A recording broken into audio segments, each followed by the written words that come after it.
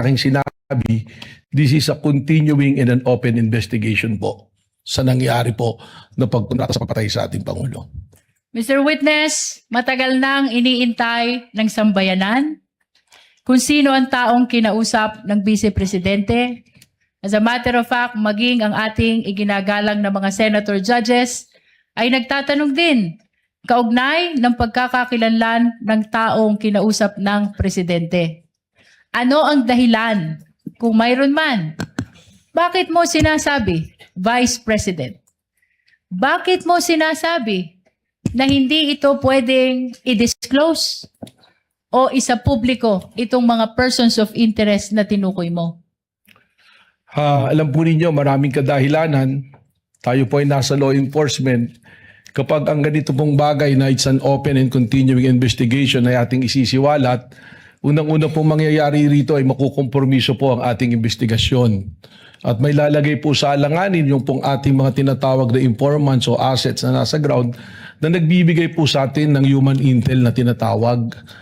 At kasama na rin po rito na yung pong aming capability to have successful operation ay makompromiso sapagkat maaaring hindi na po kami pagtiwalaan ng aming pong mga pinanggagalingan na source. Pangatlo po, it will violate the right of privacy po ng mga individual na ating natukoy na persons of interest. At meron din po itong kaparusahan under the administrative code na kung ang isa pong information ay confidential, secret, or top secret, eh hindi po ito pwedeng ibahagi basta-basta sa publiko. Ito po ay exception din sa Freedom of Information under po sa Memorandum Order number 15 po ng ating pong Pangulo. Mr. Witness, binanggit mo ang maraming dahilan kung bakit hindi mo pwedeng i-disclose itong pagkakakilanlan ng mga persons of interest. Baguhin ko yung tanong, anong pagkakataon kung meron man na maaari mong ibahagi sa impeachment court na ito ang mga persons of interest na tinutukoy mo? Alam po ninyo, kahit dumating yung punto na matukoy na natin kung sino ang kinausap, we have the right to protect yung pong aming mga informants.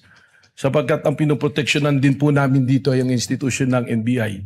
Subalit ito po ay patuloy na pagsusuri at report na tuloy na ginagawa po ng National Bureau of Investigation. Katunayan po, nandirito po sa akin yung mga report ng task force tag as confidential.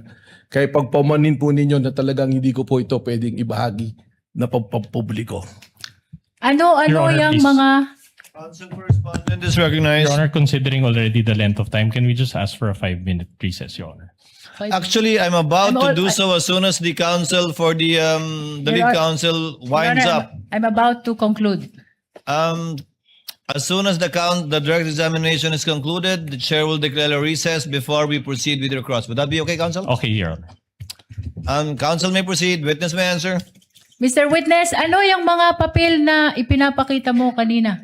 Ito po yung patuloy na pag-uulat, mga minutes ng meeting at mga intel report po na nasagap kaugnay po sa ating isyong pinag-uusapan.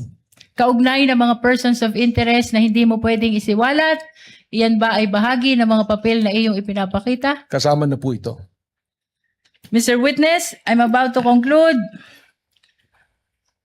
Ano ang nalabag ng Vice Presidente kung mayroon man? Objection, Your Honor. Kaugnay ng banta niya sa buhay ng Presidente. Your Honor, this is still part of the investigation. I will have to sustain the objection. It would call for a conclusion of law, and as admitted by the witness himself, the investigation is ongoing unless he has concluded it already. Kindly rephrase, counsel. I have no further question, Your Honor. Ano